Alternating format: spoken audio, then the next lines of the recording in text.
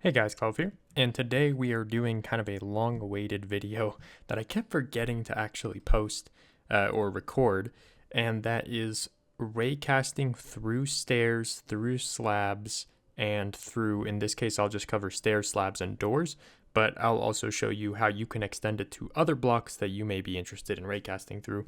Obviously, the more blocks you add, it's going to start to increase the load of your system, but not too bad based on the organization. So in the description, there will be a data pack to download. I'm not going to be coding this on the fly because there's a lot that goes on, but it's not too complicated to explain. It would just be too complicated for me to memorize all the code that goes into it like I normally do because I do not have two monitors. Anyways, so inside the raycast function, raycast namespace, there is a functions folder with all these functions, and we'll be going over how these work. And there's also a couple block tags, and those will be important too. So when you raycast, we'll start with fire. So fire, there's a lot of complicated things going on, but let's begin with just the middle, which is anchoring to your eyes. As the marker, ignore that, run the raycast, okay? So a typical raycast, what's going to happen is you're going to play a particle, ignore this.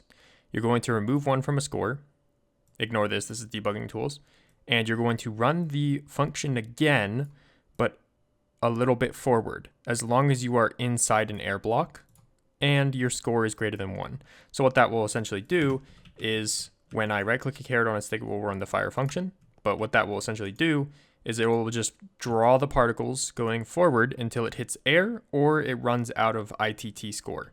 And based on the ITT score that gets started as right here, that's how far it'll travel.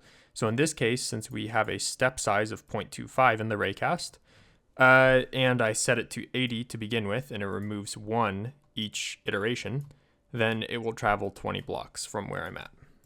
So you can kind of see that. It doesn't go like too far, but it actually does go pretty far. And if I go like that, it will change the color of the block. That has to do with the debugging tools, but if I'm this far away, nothing will happen. But that has to do with the debugging tools. Well, I'll explain how those work, but they're not very complicated, and they won't be there for you, actually. I'll remove them. Anyways, so you come into the problem of what happens when there is a slab, because if there's a slab, that will be treated as a full block because it is not air, but you will think that you need to go through it. And I will show you how it's able to do that. So when I shoot this, it will go through it because I'm looking above it, but if I go here, it will not. Now, as for the debugging tools, if you see a block turn red, that means that the raycast hit that block. And if you hear a high-pitch ping, that means it succeeded, and a low-pitch ping means that it did not succeed. I think I will keep the ping sound effects. No, all this stuff will be removed. So you'll just have to see visually yourself or add your own kind of debugging tools. Because it's kind of dependent on, there being a wool block there. Anyways, so how is it able to accomplish this partial block system? Okay, so the first step is we go into the tags and we have a list of blocks that are considered completely air. These are the blocks that you will go through. You will treat air as air, duh. You will treat buttons as air, duh, because they're, buttons are just buttons. You'll treat carpets as air. Now this one is a little controversial because it depends on how the carpets are placed, and then it shouldn't be treated as air, but most of the time carpets on the ground and they should just be treated as air. Cave air as air because there is multiple types of air. There's cave air, air, and void air. It also treats flowers as air because in my use case for this, which would be like guns, but I said the bad word. But anyways, in that kind of use case, it obviously is going to go through a flower. It's not going to get stopped by a flower. I also treat signs as air, which that one could be debatable, but you can add it yourself and we'll go over how. Saplings as air, redstone wires as air, just a couple various things. But the other thing we count as air is called raycast partial. So raycast partial is a list of blocks that we will handle as partial blocks. So they're treated as air, but we're also going to do some special logic to them. So in this case, slabs, stairs, and doors. So inside the raycast, you can see that if it is air, continue, right? So it will continue through these slabs, stairs, and doors as usual. Now, how do we actually stop it? Well, that's easy. We'll just have to see if it is a partial block, do stuff, and in that stuff, we'll set ITT to 0 because then this condition will be false and we'll stop. So you basically use the distance score or the thing that controls the distance to control whether it stops. So if you just set it to 0, then it will stop right away. So inside this is where the magic happens of this kind of system. And it's going to get a little complicated, but we'll go through all of it just slow and steady. So every iteration, before we hit the next raycast or we go to the next recursion step, we check, is the block that we're in a partial block? If it is, go to partial. Okay, so let's go to partial. So this is where the marker comes into play. So in order to know where you are in the partial block, like if I am right here, or at the bottom half, or at the top half, you have to use a entity. There is other techniques, but the entity is the best for applying it to all of these other cases, and the easiest to understand. So we summon a marker before we fire the raycast, and then we execute as the marker and fire the raycast. Now, for efficiency purposes, so for remembering who the player that fired it is, because you will want to know who the player that fired it is, I add a tag of this and I remove a tag of this. And keep in mind that when I run this, all of the raycasting line is going to be drawn before it steps back out into this function and removes the tag. So I will have the tag called this, the player will have that tag until it's done raycasting, and then it will remove the tag. So it's just a temporary tag that will only occur in the sub functions here. So if you add like a check to hit an entity, then you can exclude things like tag equals not this, and it will not hit the original caster. So that's kind of a convenience thing. And also convenience thing is running as the marker. So later on when we do add s, that has to do with the marker, because obviously we can't teleport the player and then get their coordinates. We're teleporting a marker and getting their coordinates. So anyways, so we summon this marker and it's going to act as a proxy to move it around and get its coordinates. So inside partial, the partial function, it's just like that. It teleports the marker to wherever the raycast is currently at. And then if it is slabs at the marker, because you need to do at to update the code in the data get so that the data get position will be updated. So you do at the marker and then run slabs. If it is a stair, at the marker, run stairs. If it is doors, at the marker, run doors. And it's only possible for one of these three things to happen at a time. So then when we go into slabs, because that's the easiest case to explain, what we first do is we need to get where you are inside the block, but only that block. So to do that is we get the y coordinate, which is position at 1. We scale it up by 100, so we get 2 decimals of precision. And then we use the modulo command, which will basically take y and it will get whatever the remainder is after dividing it by 100. The remainder of 6945, it would technically be 6945. The remainder of that would, after I divide it by 100, so if I divide it by 100, that would take these numbers. These numbers would just be 69, but then the remainder is 45. So then you would just get the 45. So you are 45 inside that block. So your y position is 45.45 vertically inside the current block you're in. Okay? So then you have to basically chain some logic and block checks to pick up at all the cases with the minimum amount of checks required. Now, this is where some of the finesse comes in and where kind of the genius stuff that I came up with, or I mean, really just, I would just call it finesse, comes in. So first we store onto a scoreboard what block it is. So we only have to, because you want to minimize the number of block checks and minimize the number of commands required. So first we store if it is bottom. So if it is bottom, then type will be 0. If it is top, then, if it's bottom, type will be 1. If it's top, then type will be 0.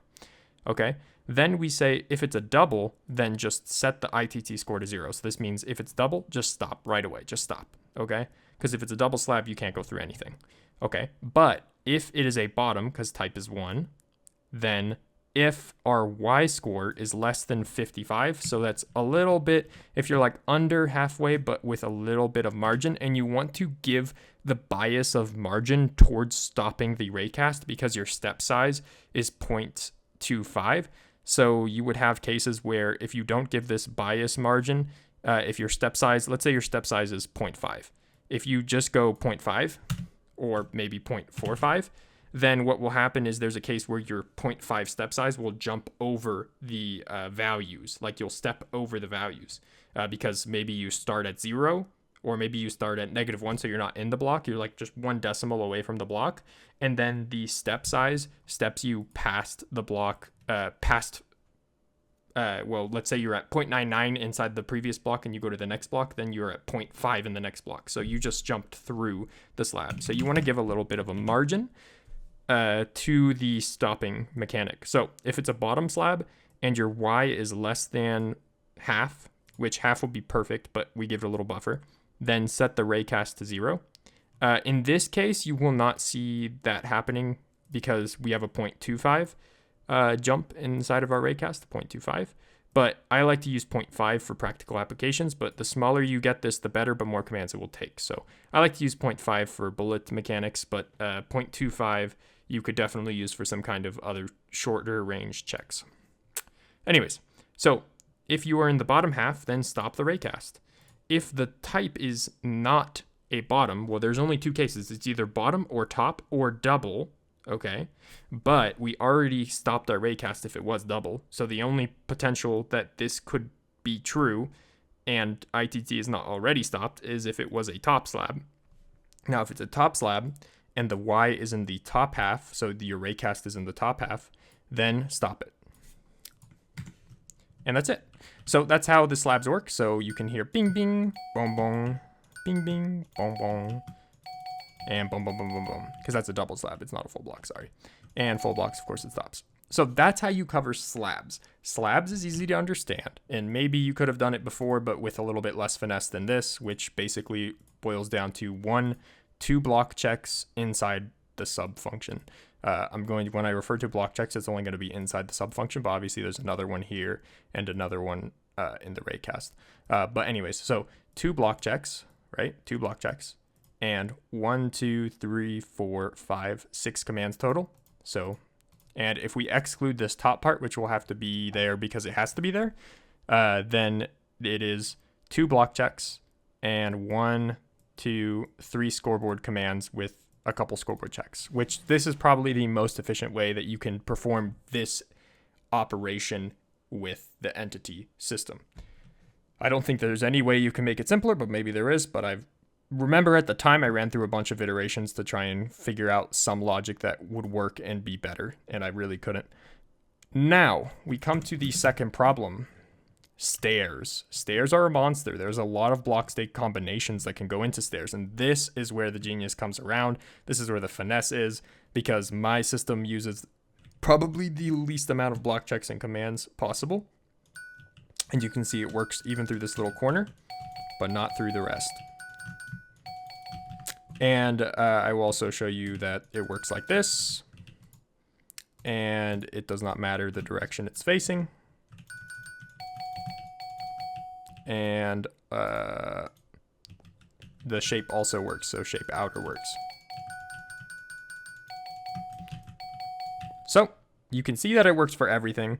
It works for top half, bottom half, all of your cases. So where's the half? There you go. There you go.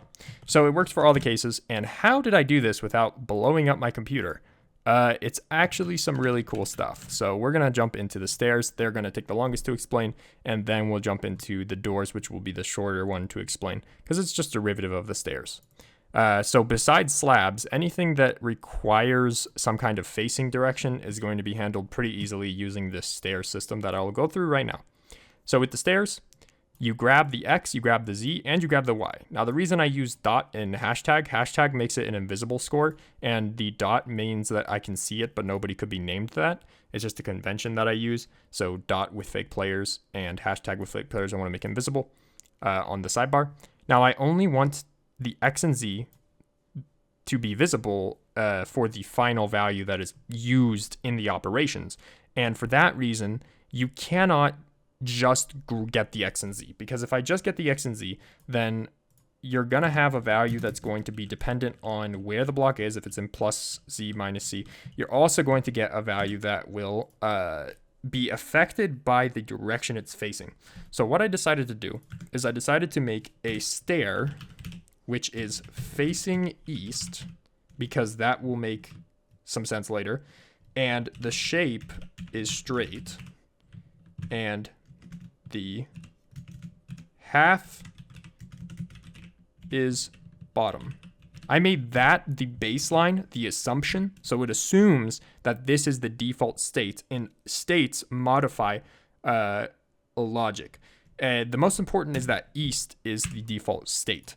So essentially what I start by doing, and I should move this down here. I'm just going to move this down here so that it's with the other stuff. So I start by transforming the X and Z coordinates. And the reason I do that is so that the shape will not matter and I no longer need to do a facing check anywhere else. Okay. So what this essentially does is it does one check if it's a north facing stair, then I need to rotate using a rotation matrix by 90 degrees so that the coordinates will behave as if the stair was facing east.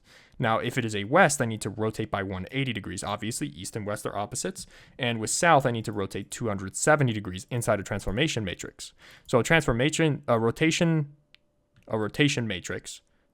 transformation matrix essentially is a matrix of cosine and sine. So as shown on the screen, from the wiki, the rotation matrix is essentially something where you can plug in an angle and then multiply that by your two coordinates, and it will give you updated coordinates that are rotated in the graph. So if your points are somewhere placed in a graph and then you want to rotate all your points a certain amount of degrees, you can multiply it by a rotation matrix, and the rotation matrix works out to just some basic algebra.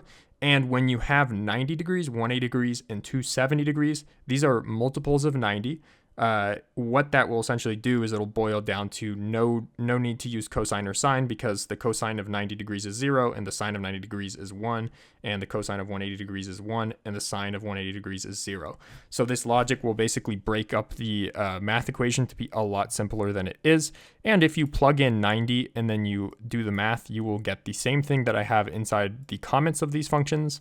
And that is x and z rotated by 90 degrees become negative x and z. And x and z rotated by 180 degrees, I believe, becomes negative x, and negative z, I don't think I had the comments right after. And then rotated by 270 degrees becomes positive z and negative x. So those are the three different formulas. And I just apply them with literally 3 scoreboard commands. The worst is 4 because you have to get negative for both. And I also fix a lot of the range problems, because there are some range problems if my actual F3 coordinates are not positive. Let's say they're negative.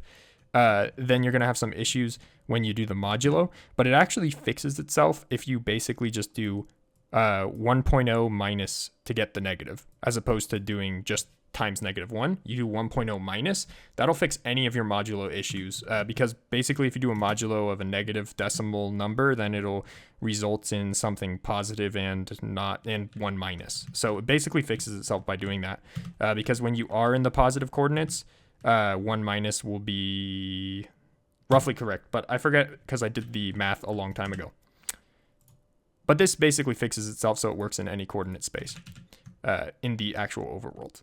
So these 3 transforms will basically allow you to later on in your logic, for whether it stops or not, assume that the stair is facing east. So for all the later logic of the scores, I can just do it based on the east case, okay? So if I go ahead and change the facing to east, and I change the shape to straight, then you can see that if I hit F3, if I move to the left, right, that increases the number. So if x is greater than 0.55, then I'm inside the raised part, and thus I need to stop. So if x is greater than 0.55, set bool to 1. Now this is where I use a proxy, because basically I use kind of a cool system of using a Boolean flag that either gets set to 1 or 0 depending on different conditions.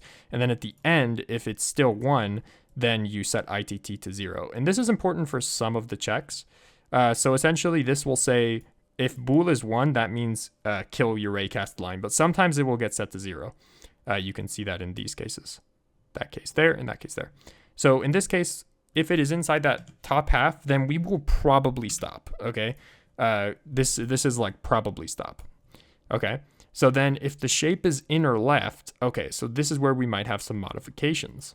So if the shape is inner left, well, inner left looks like this. So there are more notches than, more points of non-air than air. So if it is inner left and your Z is less than 0.45, okay, so that means your Z, so if I move forward, you see my Z go positive. If you see go backwards, it goes down on my left side here. So if it's less than half, okay, so if it's less than half, then stop, okay? In this case, it's not inner right, but if it were inner right, then the notch would be on this side, and then, you know, greater than 0.55, okay? Then the other cases, this is where it would actually say, well, continue anyways, is for the outer case, which is why I need that Boolean flag. So the outer case actually deletes one of the spots. So if you're in this empty spot right here, that is air, but you're still inside the straight part, then you need to say, well, continue.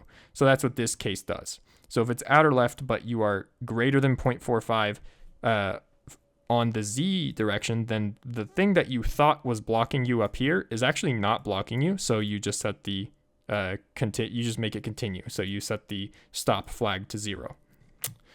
And then you continue though, because there is a case, right? There is a case where instead of being in this top section, you're in the bottom section.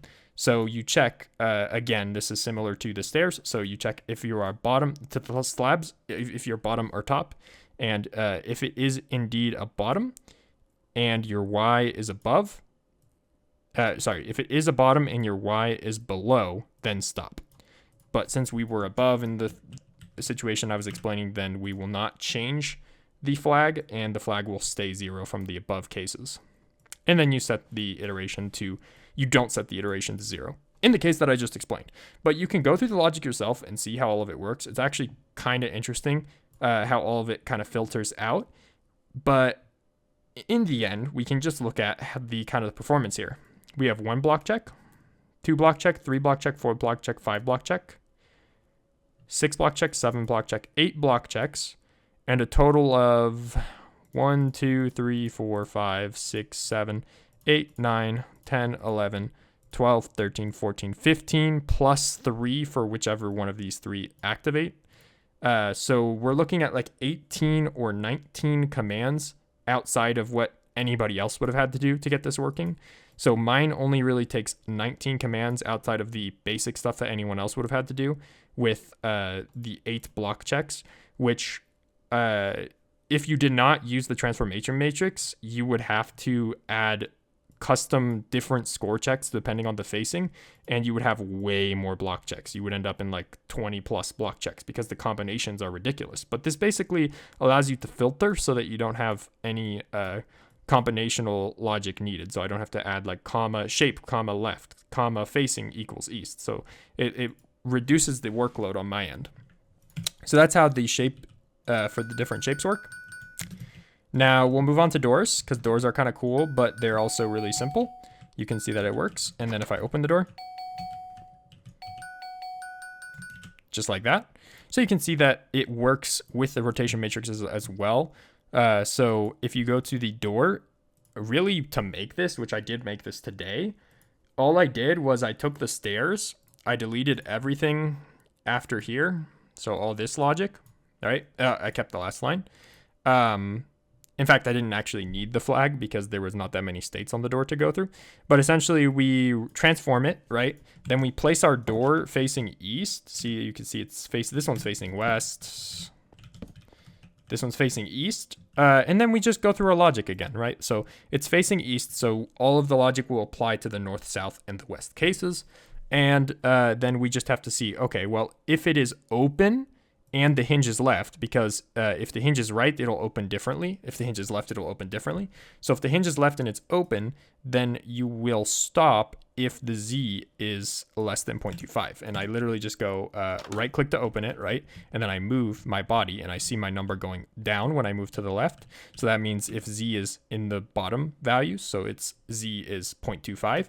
If the door was the other hinge, then I would move to the right and I see, oh, well, it's on the positive side. So the it would stop at the 0.75 or greater. And I did have to make it kind of large so that the raycast doesn't jump over it, because we have a 0.25 raycast step. So I need to make it 0.25, even though the real width of the door is actually 3/16. But I just did that because of the raycast size, and you can adjust it for yourself. Obviously, this wouldn't work if your step size was 0.5, so you might want to adjust for that, or just live with the fact that sometimes it goes through. But anyway, so if the hinge is right and the door is open, then you need a different bound. So if it's greater than 0.75, if the hinge is left and the door is open, then you need less than 0.25. And then finally, this is the final case, if the door is not open, then you use the x coordinate instead of the z coordinate, because when the door is not open, you can see that my x is changing when I go like this. And thus, if it's less than 0.25, then set ITT to 0. So this does all the doors with 1, 2, 3, 4, 5, 6 block checks, and 1, 2, 3, 4, 5, 6, 7, 8, 9, 10, 11 commands, 11 or 12 commands, because some of these rotation matrices are 3 and some of them are 4. One of them is 4. So 12 commands, 6 block checks. Covers all of the block states of a door. Just like that. Boom. Boom. And we're done. Easy. Okay. So that is everything. Obviously, I don't expect you guys to necessarily understand 100%. I hope you understand it a little bit of the logic and how you can add to yours. So if you wanted to add some more here, you would just go to partial, you would copy this, you would paste this, you would change the block that you're doing the special check for, you would make a new function. And if it is a type of block that is just elevational, or maybe does not rely on the rotation matrix, then maybe copy the slab guy. But essentially you can just copy this there because it's the most complicated case, and you can change this to mine or whatever your block is.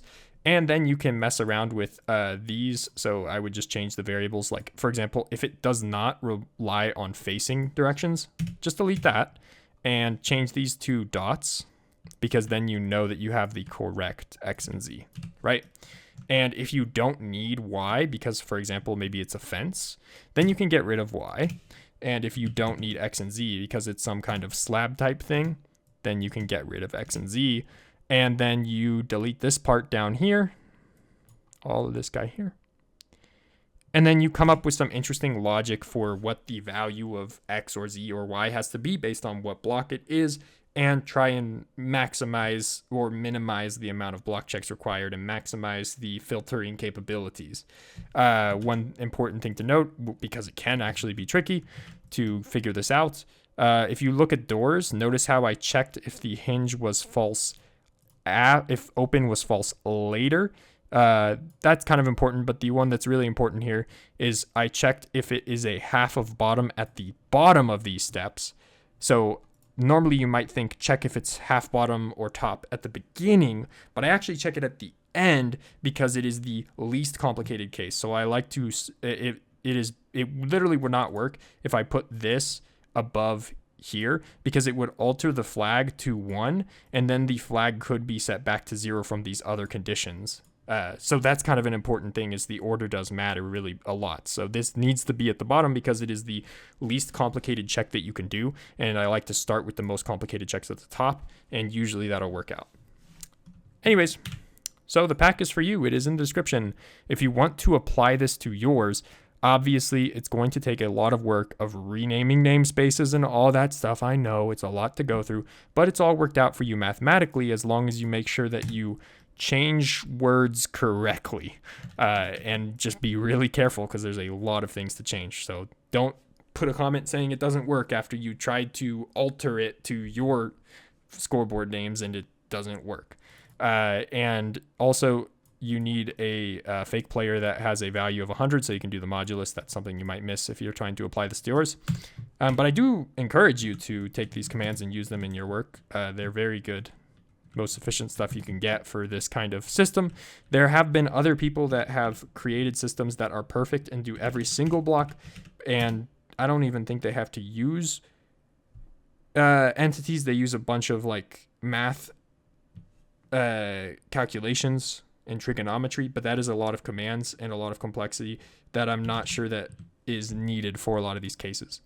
But you can see that if I fire it through a stair, it's 374 commands. It's quite a bit, but for a raycast, that's very not that bad. If you tried this yourself, I've seen other people doing similar things and trying it themselves and not using rotation matrices and mixing things up, and I've seen them get upwards of 20,000 commands in their runs. And I don't blame them, because it is very complicated, and it took me a lot of tries myself to get this thing working so beautifully. And you can see it's 1,000 commands to do the full distance with one partial block that it has to parse through of the most complicated kind, which is pretty good, especially for the range that it has to go. But yeah, I don't blame you if your commands are, if your thing ends up being a ton of commands because you had a more complicated system. Obviously, you have to have knowledge of rotation matrices and the ability to get the filtering right, which took a lot of trial and error. But anyways, I kind of went on a tangent there.